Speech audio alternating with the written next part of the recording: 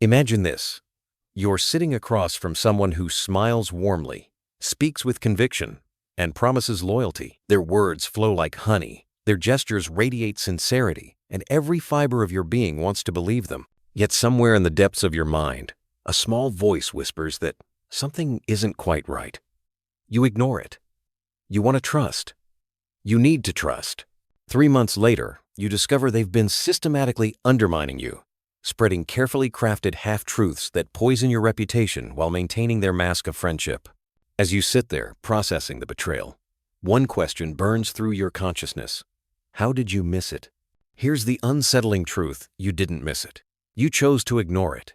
Because somewhere along the way, you were taught that seeing people clearly, understanding their true motivations, and protecting yourself strategically was somehow wrong, cynical, manipulative.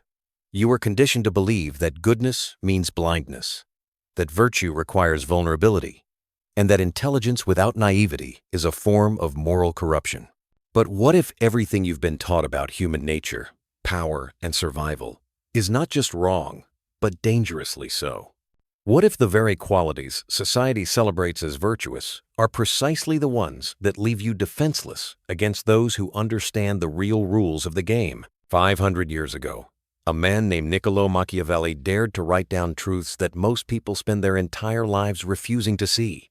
He wasn't evil. He wasn't a monster. He was simply a man who had watched empires fall, witnessed the rise and destruction of leaders, and understood that the difference between those who shape history and those who become its victims lies not in their moral intentions, but in their willingness to see reality without the comforting filters of wishful thinking.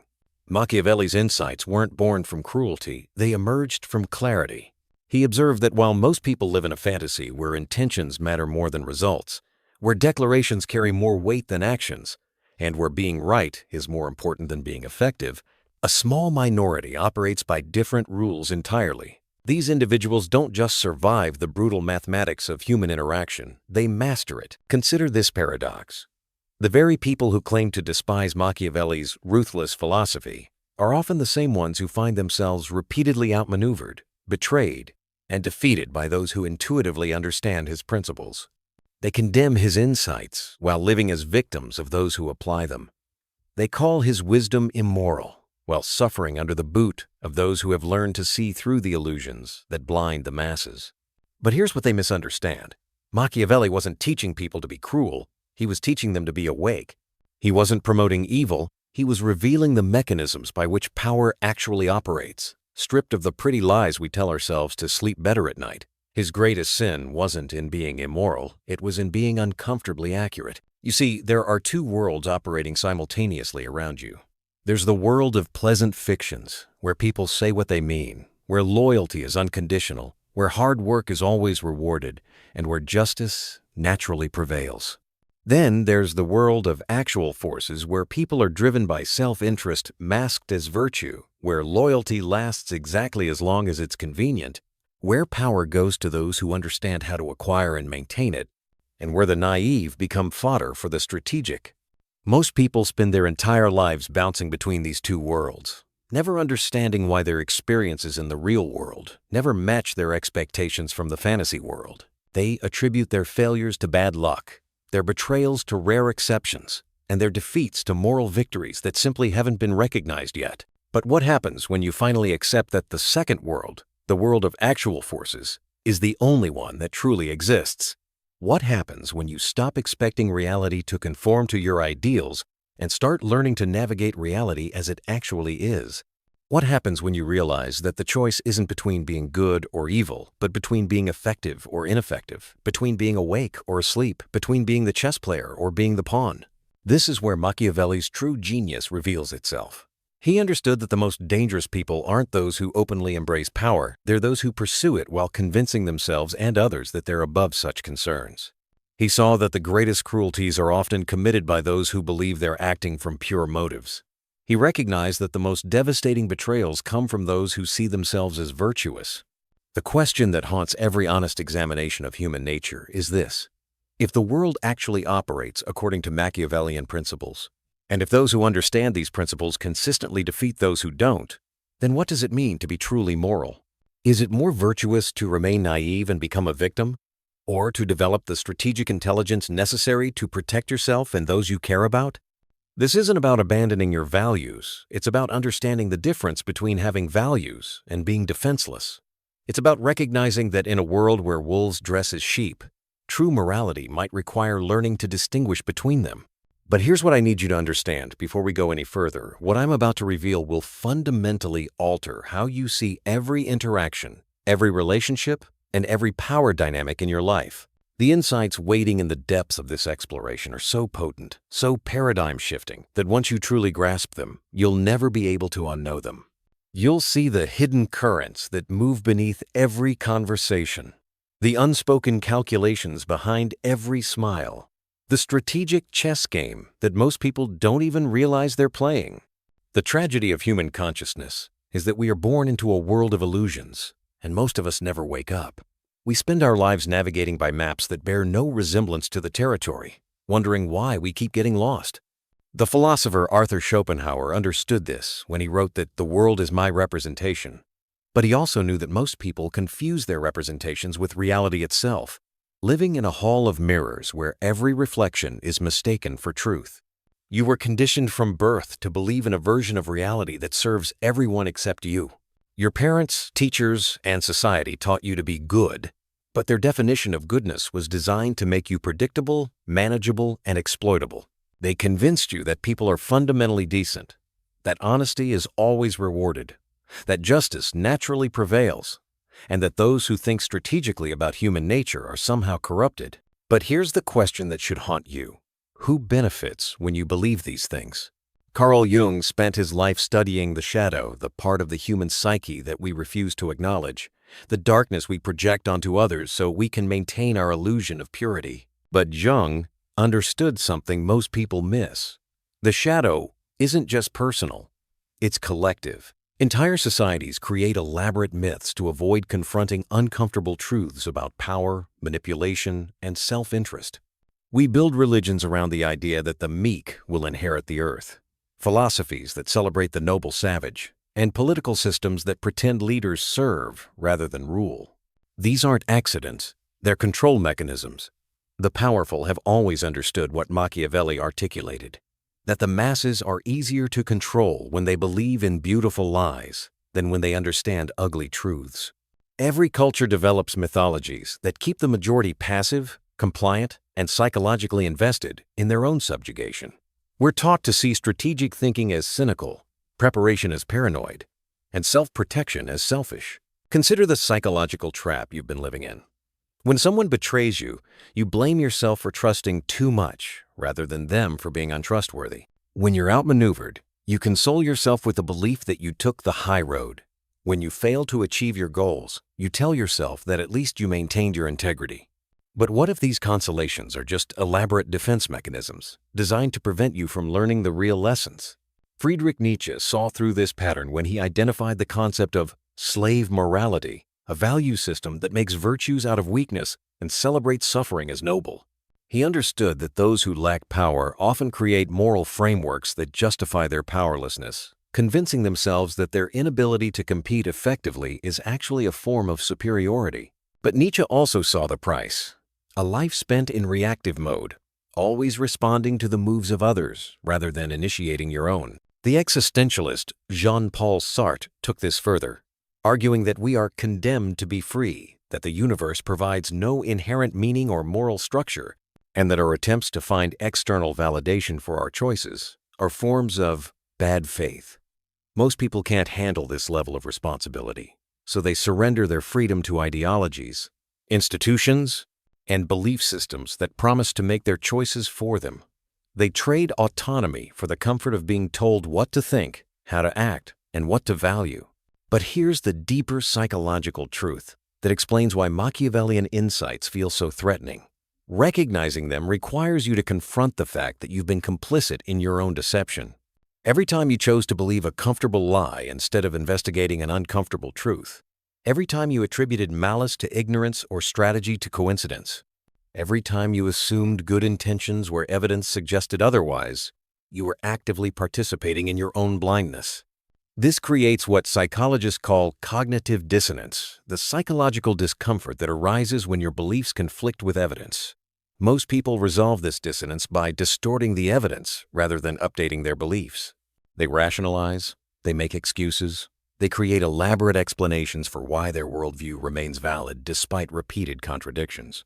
They become addicted to their own delusions because the alternative, accepting that they've been wrong about fundamental aspects of reality, feels unbearable. The neurological basis for this resistance runs even deeper. Your brain is literally wired to preserve existing belief structures. Neuroscientist Dr. Drew Weston's research shows that when people encounter information that contradicts their established beliefs, the areas of the brain associated with reasoning actually shut down, while the areas associated with emotion and identity defense become hyperactive. Your mind treats challenges to your worldview as threats to your survival, triggering fight-or-flight responses that make rational evaluation nearly impossible. This is why Machiavellian insights feel so viscerally disturbing. They don't just challenge your ideas, they threaten your entire psychological infrastructure. They force you to confront the possibility that your moral framework might be a sophisticated form of self-sabotage, that your ethical standards might be making you vulnerable to those who understand how power really works, and that your refusal to think strategically about human nature might be a luxury you can no longer afford. Viktor Frankl, who survived the Nazi concentration camps, understood this dilemma from a unique perspective. He saw how quickly moral frameworks collapsed under extreme pressure, how people who considered themselves virtuous could become complicit in unspeakable horrors, and how survival often required a kind of psychological flexibility that comfortable societies never develop. Frankl's insight was that meaning comes not from adhering to pre-established moral codes, but from taking responsibility for your responses to impossible circumstances. The hidden problem, then, isn't that the world is more brutal than you imagined, it's that you've been psychologically programmed to remain helpless in the face of that brutality. You've been taught to value intentions over results, to prioritize being liked over being effective, and to see strategic thinking as a form of moral corruption. You've been conditioned to believe that understanding power dynamics makes you complicit in them, rather than recognizing that ignorance of these dynamics makes you their victim. But the most insidious aspect of this conditioning is how it makes you police your own thoughts. You've internalized voices that tell you not to be too calculating, not to question people's motives too deeply, not to prepare too extensively for potential betrayals. These internal censors don't protect your morality, they protect your vulnerability. They ensure that you'll continue to be surprised by predictable patterns, continue to be hurt by foreseeable betrayals, and continue to lose games whose rules everyone else understands, except you. The question you must now confront is this: are you ready to dismantle the psychological prison you've been living in? Are you prepared to question not just what you believe, but why you believe it and who benefits from your beliefs? Because once you begin this process, there's no going back to the comfortable illusions that once made the world seem simple and fair. Right now, as you read these words, your psychological conditioning is quietly sabotaging your life in ways so subtle, so pervasive, that you mistake them for natural law. You've been programmed to lose, and you call it virtue. You've been trained to surrender, and you call it honor. You've been conditioned to remain blind, and you call it innocence. But the cost of this blindness isn't just personal, it's reshaping the fabric of reality itself, creating a world where the strategic few rule over the naive, many with surgical precision. Consider what happened to you just yesterday. In that meeting where your idea was stolen and presented by someone else, your conditioning kicked in automatically.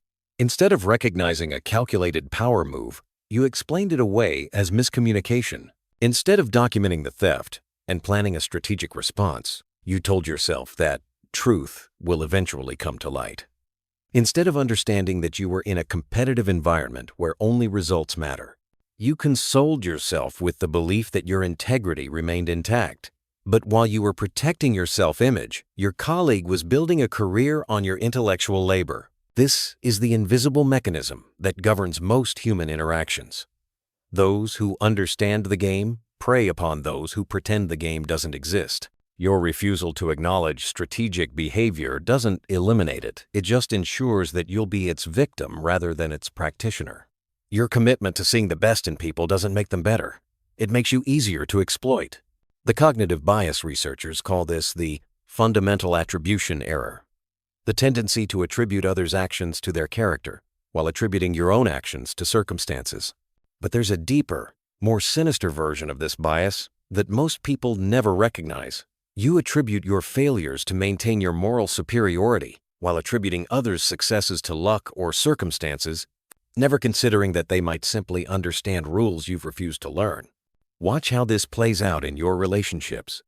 That friend who always manages to redirect conversations back to their own problems isn't just self-absorbed. They're employing a consistent strategy to position themselves as the center of attention while gathering intelligence about your vulnerabilities. That colleague who remembers every slight but forgets every favor isn't just petty. They're maintaining a psychological ledger that will be used against you when it serves their interests. That romantic partner who uses emotional volatility to control outcomes isn't just temperamental. They've discovered that your conflict avoidance makes you predictable and manageable. But here's what makes this truly tragic. Your conditioning doesn't just make you vulnerable to manipulation, it makes you complicit in your own exploitation. When someone uses emotional manipulation against you, you blame yourself for not being understanding enough.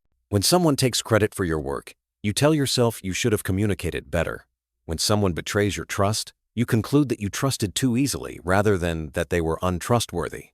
This creates what psychologists call learned helplessness, a condition where repeated exposure to uncontrollable negative events leads to a generalized sense of powerlessness. But in your case, the events aren't actually uncontrollable, they're just predictable patterns that you've been trained not to recognize. You've developed learned helplessness towards situations that are entirely within your power to understand and manage. The neurological consequences go even deeper. Every time you choose comfortable delusion over uncomfortable truth, you strengthen neural pathways associated with avoidance and weaken those associated with accurate pattern recognition. Your brain literally rewires itself to prioritize pleasant fantasies over useful information. You become addicted to the neurochemical rewards of moral superiority, while becoming increasingly blind to the strategic landscape around you. This is why people who operate from Machiavellian principles seem to possess an almost supernatural ability to predict and control outcomes. They're not more intelligent, they're simply operating with more accurate information. While you're processing the world through filters of wishful thinking and moral idealization, they're seeing actual cause and effect relationships, real motivational patterns, and genuine power dynamics. The cultural consequences are equally devastating. Societies that romanticize naivety and demonize strategic thinking create perfect conditions for authoritarianism. When the majority of people are psychologically incapable of recognizing manipulation tactics, those who master these tactics can rise to power with minimal resistance. Your moral purity doesn't protect democracy, it enables its subversion by those who understand that emotional manipulation is more effective than rational argument. Look at how this manifests in modern media consumption. You're fed a constant stream of stories that confirm your existing biases while being algorithmically insulated from information that might challenge them. But this isn't accidental, it's a deliberate strategy employed by those who profit from your predictability.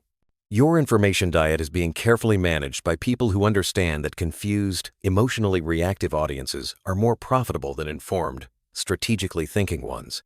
The economic implications are equally stark.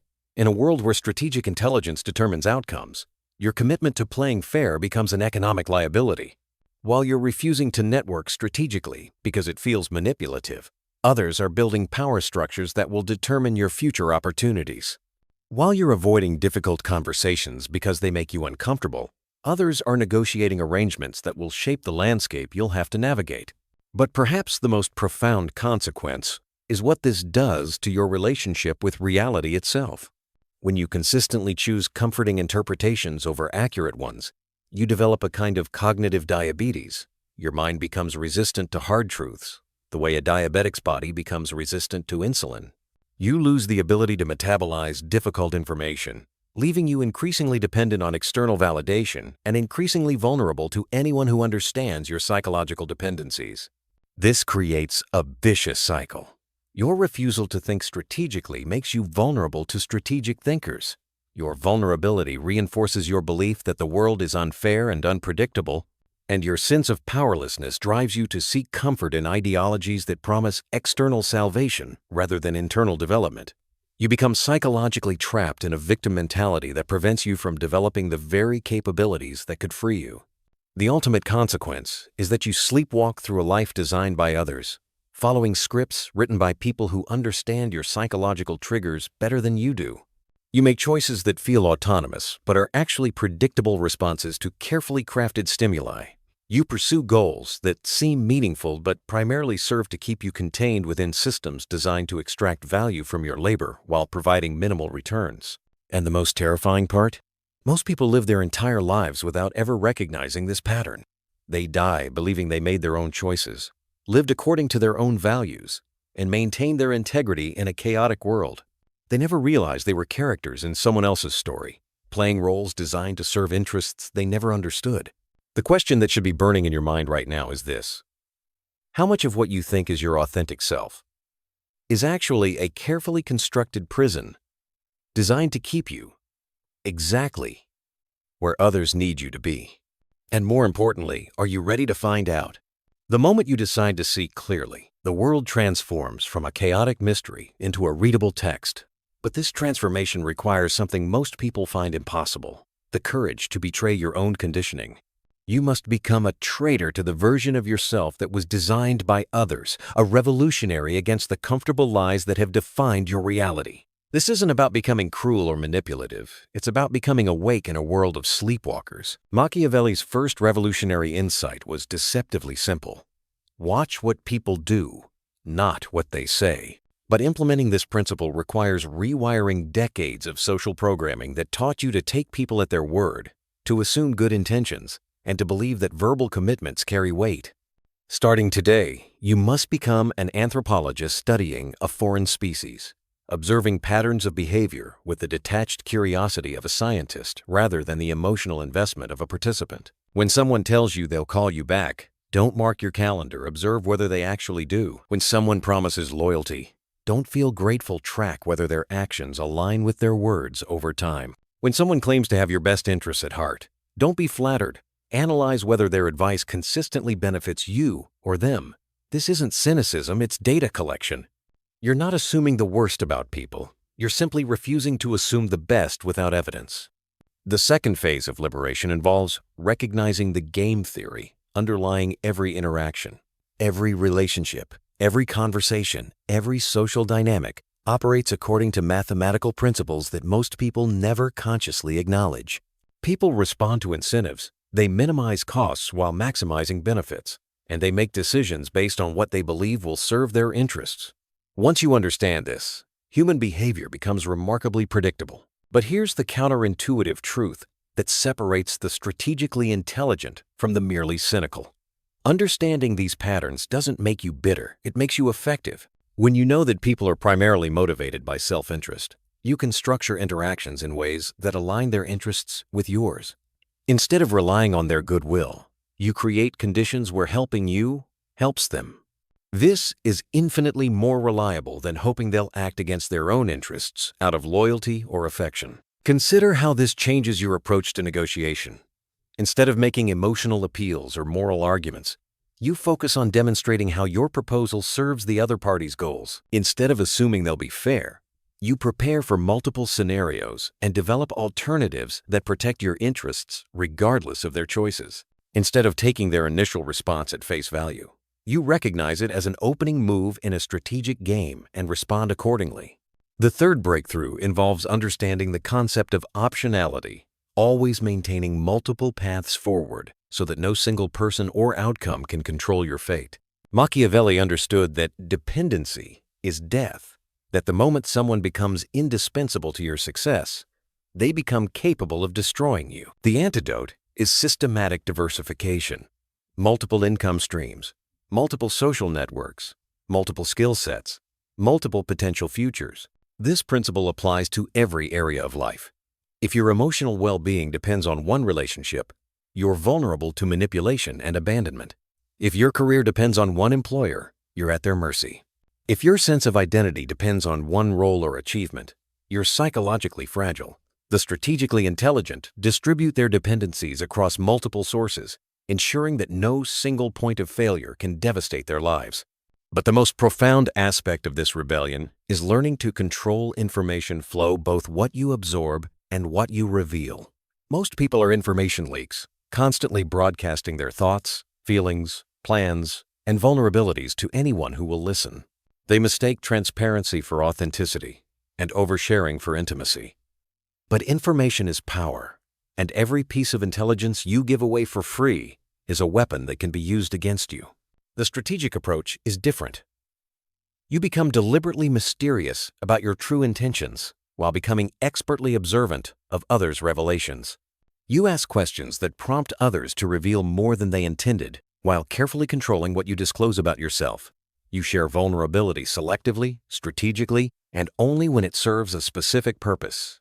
This isn't about being deceptive, it's about being discriminating. Historical examples illuminate this principle beautifully. Benjamin Franklin mastered the art of appearing humble while systematically building networks of influence across colonial America.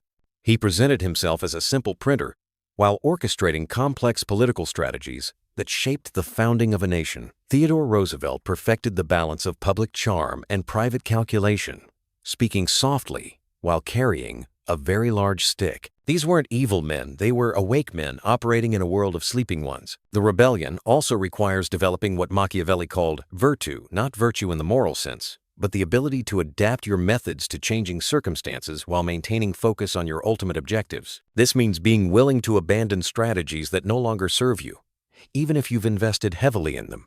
It means being comfortable with apparent contradictions in your behavior as you respond to different situational demands. Most people cripple themselves with consistency, feeling obligated to maintain the same approach regardless of changing conditions. They confuse rigidity with integrity and mistake adaptability for hypocrisy. But the strategically intelligent understand that consistency of method is often inconsistent with consistency of purpose. They remain faithful to their core objectives while remaining flexible about tactics. The final phase of this rebellion involves accepting responsibility for outcomes rather than intentions. The morally conditioned spend enormous energy defending their good intentions while their actual results remain mediocre or destructive. They comfort themselves with the belief that they meant well, while their lives spiral into patterns of disappointment and failure. The liberated individual operates by different mathematics. If your intended outcome doesn't occur, your strategy was flawed, regardless of how pure your motivations were. If people consistently misunderstand your communication, the problem is your communication, not their comprehension. If your relationships repeatedly fail despite your best efforts, you need better models of human behavior, not better intentions. This shift in perspective is simultaneously humbling and empowering. It removes the ego satisfaction of moral superiority while granting the practical satisfaction of actual effectiveness. You stop being a victim of circumstances and become an architect of outcomes. You stop hoping the world will change to accommodate your preferences and start developing the skills necessary to navigate the world as it actually exists. But perhaps the most liberating aspect of this transformation is how it changes your relationship with conflict. Instead of avoiding difficult conversations, you recognize them as opportunities to gather information and establish boundaries. Instead of fearing confrontation, you understand it as a normal part of strategic interaction. Instead of taking disagreement personally, you see it as data about different perspectives and competing interests. The question now is not whether you can learn these skills, you absolutely can. The question is whether you're willing to abandon the comfortable identity of the noble victim in exchange for the demanding identity of the strategic actor. Are you ready to trade the psychological comfort of moral superiority for the practical power of accurate perception? Here we arrive at the deepest chamber of Machiavelli's wisdom, the insight that transforms everything that came before from mere tactics into a complete philosophy of existence. What you're about to understand will shatter the last illusion standing between you and absolute clarity about the nature of power, morality, and human potential. This final truth is so profound, so paradigm-altering, that it will make you see your entire past differently and reshape every decision you make from this moment forward. The ultimate Machiavellian insight is this: morality and effectiveness are not opposites. They are the same thing, viewed from different levels of understanding. The person who truly grasps this principle becomes something entirely new, a moral strategist who wields power not despite their values, but because of them. They become dangerous not through cruelty, but through the kind of enlightened self-interest that creates outcomes so beneficial that even their enemies secretly wish they possessed the same clarity. This realization demolishes the false dichotomy that has trapped humanity for millennia, the belief that you must choose between being good and being effective, between having principles and having power, between moral purity and strategic intelligence. This artificial division was created by those who benefit from your confusion, who profit from your belief that effectiveness requires moral compromise, while morality requires practical weakness. But consider what true morality actually means. Taking responsibility for outcomes, protecting those who depend on you, creating systems that reward virtue while punishing vice, and building a reality where good intentions are supported by effective actions. Now ask yourself, can these moral objectives be achieved through naivety, wishful thinking, and strategic incompetence? Can you protect the innocent if you don't understand how predators operate? Can you reward virtue if you can't recognize manipulation? Can you build just systems if you don't comprehend power dynamics? The answer is devastating in its clarity. Moral intentions without strategic intelligence become moral failures. The naive good person who refuses to understand power dynamics doesn't preserve their purity. They enable the success of those who have no such scruples. Their moral blindness doesn't keep their hands clean. It makes them accomplices to outcomes they claim to oppose. This is why Machiavelli's insights feel so threatening to the morally conditioned mind. They reveal that what you've been calling virtue might actually be a sophisticated form of moral cowardice, a refusal to accept the responsibility that comes with understanding how the world really works. They expose the comfortable lie that you can maintain your goodness by remaining ignorant of evil, that you can serve justice by refusing to understand injustice. The truly moral person, according to this deeper understanding, is the one who develops the strategic intelligence necessary to make their values effective in the real world. They study manipulation not to practice it, but to defend against it. They understand power dynamics not to exploit them, but to ensure that power serves worthy purposes. They master the art of influence not to control others, but to create conditions where truth and justice can flourish. This creates a paradox that most people cannot resolve. The most moral action is often the one that appears amoral to those operating from conventional morality. The strategic protection of innocence looks like cynicism to the innocent. The calculated destruction of corrupt systems looks like ruthlessness to those who benefit from corruption. The precise application of consequences looks like cruelty to those who profit from enabling destructive behavior. But here's the liberating truth that emerges from this understanding. When you align strategic intelligence with authentic moral purpose, you become unstoppable, not through force, but through inevitability. Your actions carry the momentum of natural law because they're based on accurate perceptions of cause and effect. Your influence expands not through manipulation, but through the magnetic power of competent virtue. Consider how this transforms your relationship with every aspect of existence. You stop seeing strategic thinking as morally compromising and start seeing moral thinking without strategy as irresponsible. You stop believing that good intentions excuse bad results and start holding yourself accountable for developing the capabilities necessary to achieve good results. You stop accepting the role of noble victim and start embracing the responsibility of effective agent. This shift in perspective reveals why certain people seem to possess an almost supernatural ability to create positive outcomes while maintaining genuine integrity. They've discovered the secret that conventional morality keeps hidden. Effectiveness is not the enemy of ethics, it's the highest expression of ethics. They've learned that the most profound service you can offer the world is to become so strategically intelligent, so precisely effective, that your success advances the causes you care about most deeply. The ultimate realization is that Machiavelli wasn't teaching you to abandon your values, he was teaching you to make your values victorious. He wasn't showing you how to become amoral, he was showing you how to become moral at a level that transcends conventional understanding. He wasn't making you dangerous to good people, he was making you dangerous to those who prey upon good people. This is why the strategically intelligent seem to operate by different rules. They're not playing a different game, they're playing the same game everyone else is playing, but they're playing it consciously, skillfully, and in service of purposes larger than immediate self-gratification. They understand that in a world where power exists, the choice is not whether to engage with power, but whether to engage with it wisely or foolishly, effectively or ineffectively, consciously or unconsciously. The most profound consequence of this understanding is how it changes your relationship with yourself. You stop seeing your strategic development as morally dangerous and start seeing your strategic ignorance as morally negligent. You stop believing that remaining naive protects your goodness and start understanding that developing competence serves your goodness. You stop viewing power as inherently corrupting and start seeing powerlessness as inherently limiting. You realize that every time you chose comfortable ignorance over difficult understanding, you were not preserving your virtue. You were abdicating your responsibility. Every time you attributed your failures to maintain moral superiority, you were not demonstrating integrity. You were avoiding accountability.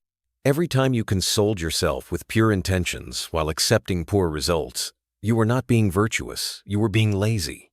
But the most transformative aspect of this final understanding is how it resolves the existential tension between who you are and who the world demands you to be. You stop experiencing conflict between your authentic self and your strategic self because you realize they are the same self, viewed from different angles. Your strategic intelligence becomes an expression of your deepest values, and your moral commitments become the foundation of your strategic effectiveness. This integration creates something unprecedented. A person who is simultaneously completely authentic and utterly strategic, entirely principled and perfectly practical, wholly moral, and absolutely effective. Such a person becomes dangerous not because they're willing to compromise their values, but because they're unwilling to compromise their effectiveness in serving those values. And now you understand why this knowledge makes you dangerously smart.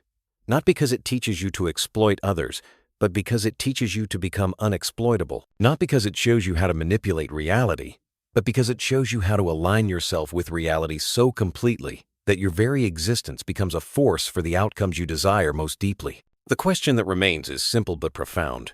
What will you do with this understanding? Will you retreat to the comfortable prison of conventional morality? Or will you step forward into the demanding freedom of strategic wisdom? The choice, as always, is yours. But now you know what you're really choosing between.